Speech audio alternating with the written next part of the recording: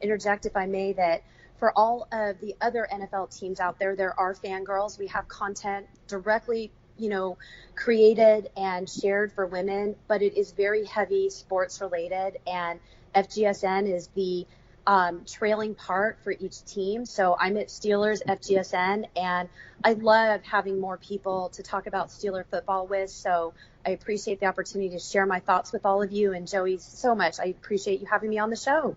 Thank you. Yeah, I think there's somebody for each team on the There Fangirl Sport is. Network, and they're all great follows. They're all great, passionate fans. So, And um, accomplished ladies. There's, some really smart, intelligent, beautiful women talking sports. So the yeah, unicorn factor is out there. yeah, everybody needs to follow you and everybody else on the Fangirl Sports Network. I So, love it. Thank Lyndell, thank you you. so much.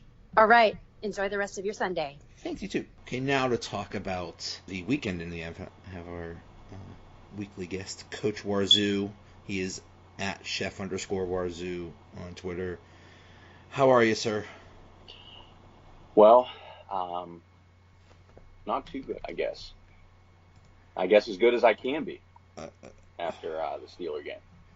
uh, yeah, yeah. I mean, uh, in good news, the stadium did not implode or get destroyed like in that Batman movie. So I mean that was a good thing, especially because I was in it. So I'm glad that nothing happened to the North Shore of Pittsburgh. That was nice. Other than that, it sucked. You know, after after such a high and a big pit win, you come back and just a downer of a game from the Steelers defense. I mean, I don't even know if it was it just wasn't the defense. It was just all around. I mean, that team's a mess right now. I mean, locker room standpoint, on the field, just everything. I I I think we're all just trying to figure out what's wrong or what I here. I asked Twitter for their thoughts, and of course they were very very Can rational, very Candid. rational. Yeah, oh, very candid, definitely. Big Mama says no more big Sunday dinners till they play Sunday dinner after church worthy. Okay, okay. Um, uh, at TX Steelers girl said embarrassing. Defense is awful. They forgot how to tackle. Offense looked okay, but there are issues there too. The defense is, someone said, well, don't just blame it on the coaches. It's the problem is execution. I mean, but the problem has been tackling and communication, and it's still a problem. And they made changes. They made changes in coaches. It's still a problem. Yeah, I mean, in Tom, Tomlin's a defensive guy. I mean, that's his background. But the defense is not. Look, for the money they spent up front, to it, and they got Hayward up front, and they were supposed to, with the addition of Morgan Burnett, and, Hayden can't stay on the field is another big problem. It shows how much he's missed and how important he is. He got to stay on the field, and I just don't know if that's even possible at this point in his career. Yeah. Uh, you know, they can't say that they haven't addressed the position because basically every draft for the past 6 years has been mostly a defensive person. And what do they have to show for it? Artie Burns, I'm sorry, is starting to look like a bust. I guess you could throw him into that bag. You could throw Bud, Bud Dupree in yeah, there. It's bad right now. They don't look like they have many playmakers on that side of the ball when going into this year. I mean, there were people saying the Steelers' defense was back. I mean, we got all these playmakers all over the place, but they're just not showing up. the sad fact is after Shazier got hurt, they didn't make up for. It's understandable they didn't replace him last year. There was very few options, but this year, this offseason, what did they do? They got Bostic, who is just a guy, and and they got another safety as a first round draft pick when they already had safeties. So that was the question. It's like, well, what are you going to do? What is this defense going to look like? Well, it looks like crap. You know what? That might even be putting it very nicely, saying they look like crap. The tackling is horrendous. The tackling is horrendous. It has been horrendous for a while now. I thought it was all Mike Mitchell's fault. Obviously, that's not the case because he's gone. The Chiefs moved the ball at will. They did whatever the heck they wanted to today. It wasn't even close. It felt exactly like what happened in January with Blake freaking Bortles just moving the ball as much as he wanted to. That is a complete embarrassment. If I was anybody on that defense, I better not hear one thing about how great they are or anything about attitude. Shut up. You got embarrassed, so just go to work and shut up and stop with your grandstanding.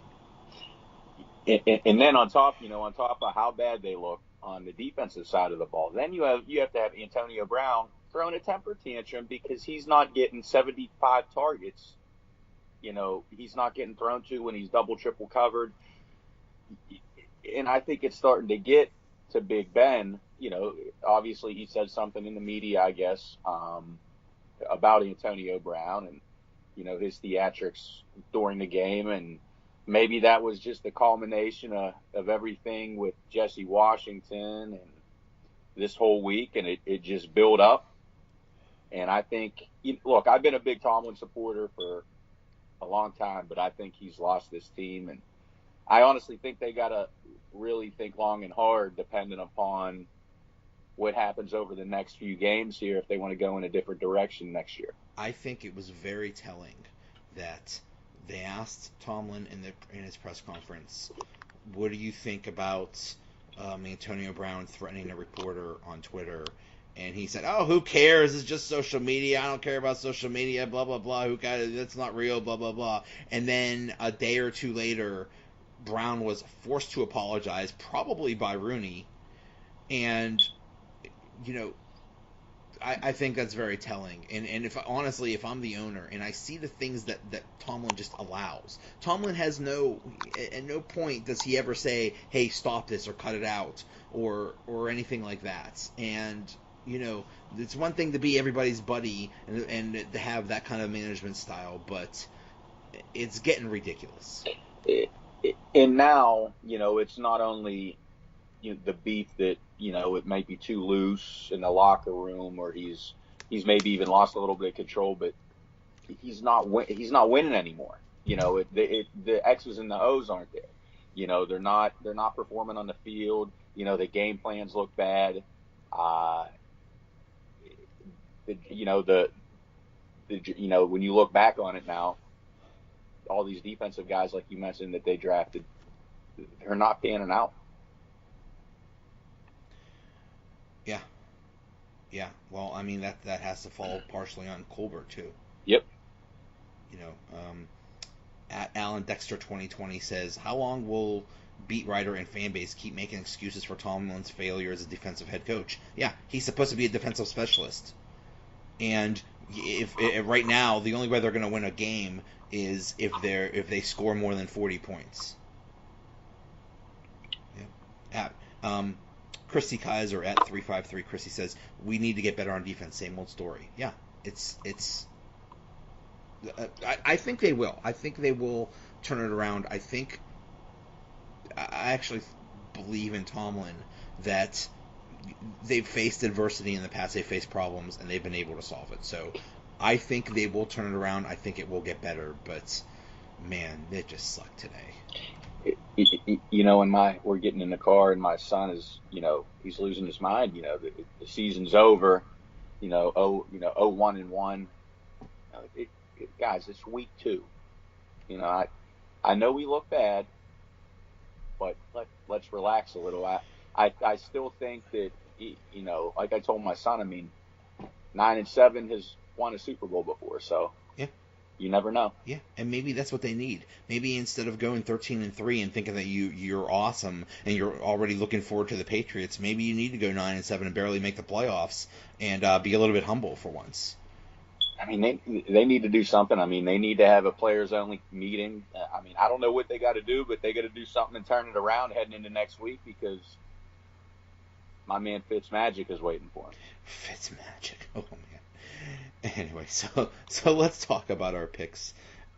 As of right now, I have, I think, 8 right, and you have 7 right. Oh, it's bad. It's bad. That's, you were just saying that, your son thinks the season's over. That's the thing, and you say it's only 2 games, but that's as we've shown by our lousy picks, the NFL is extremely unpredictable. I feel like Chris Berman, when I was a kid watching, the Swami pick games, and he was so bad, and I'm like, why do they keep having this guy on, letting him pick games, and he stinks at it? Right.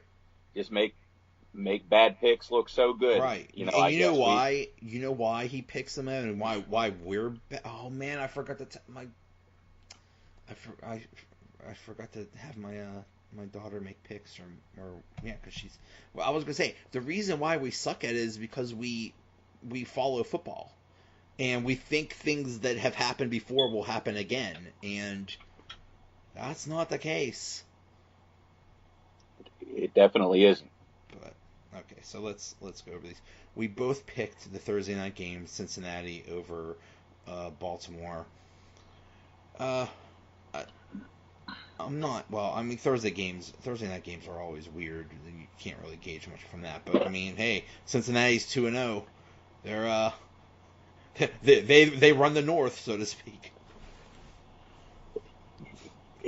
Well, they had a little injury, a little setback with Joe Mixon. I guess he's out 2 weeks.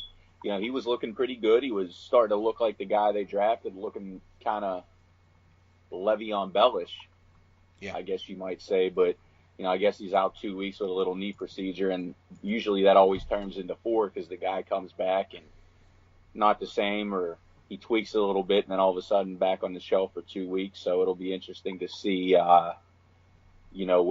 what's the status of Joe Mixon in a couple weeks, because the Steelers are coming up here for the Bengals, and they are looking pretty good. yeah, and that's the thing about judging a team in the early weeks of the season as to the midpoint and the end, because they'll there's injuries will get you, and we'll see what the depth of the team is like. But all right, Atlanta and Carolina, we both also picked Atlanta. I know I had my, well, if you lost last week, then you'll probably win this week theory. Yep. Chargers beat Buffalo. We both had that. God, I did you see that one of the players just for the Bills just quit in the middle of the game? I mean, that's when I mean, look, Cleveland is bad. I've never heard of that. A player may have actually he may have actually retired. The Bills were so bad mid-game. That's bad. That's bad. Like, oh, that's a low point right there. It's like, I'd rather... Bills Mafia got. You know what? I went back to my alma mater this weekend, the University of Dayton, and there was a guy poor kid wearing a Bills jersey in the gas station yesterday, and man, was he getting grief for it. So I'm at the Steeler game, and I'm seeing a dude rocking a Bills shirt. Like, what? What? Bills? What? Okay, good for you, man, but you're at a Steelers. Like, I get Chiefs gear, but Bills? Look, here's my analysis of that.